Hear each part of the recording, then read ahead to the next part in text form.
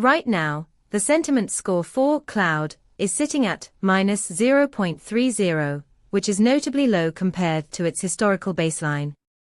This suggests a sudden shift in perception.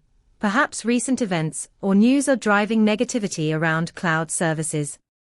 Our API returns a comprehensive analysis of sentiment, along with momentum and semantic clusters, helping you grasp the nuances of how cloud is being discussed online.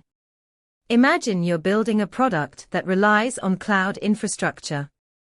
You could leverage this sentiment data to adjust your marketing strategy or refine your messaging in real time, aligning with customer concerns or changing narratives.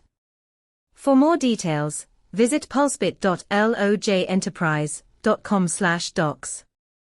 Let's make informed decisions together.